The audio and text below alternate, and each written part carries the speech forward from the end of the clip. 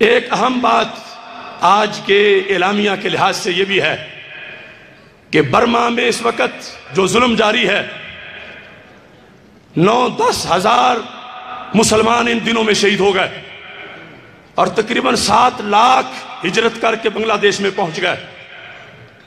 آج تک ہماری حکومت کے کان پر جوں تک نہیں رینگی۔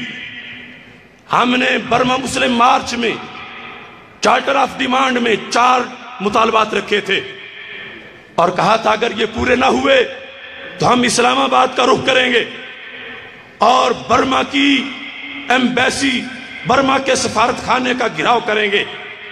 ہماری وہ ڈیڈ لائن گزر چکی ہے اور حکومت نے برما کے مسلمانوں کے ساتھ جو قرآن و سنت کی روشنی میں ہمارے مطالبات تھے، ایک مطالبہ بھی پورا نہیں کیا۔ ادھر بچیاں کٹ رہی ہیں، چھوٹے چھوٹے بچوں کے کلیجوں کے کباب بنائے جا رہے ہیں، ندی نالے خون سے بھر چکے ہیں، مسلمانوں کی نسل کشی ہو رہی ہے اور ادھر یہ خواب خرگوش میں ہیں۔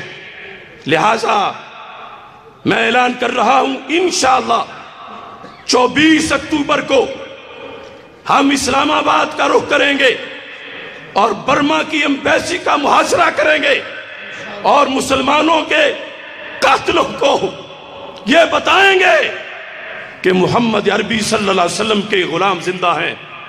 کیا آپ بھی اس کی حمایت کرتے ہیں؟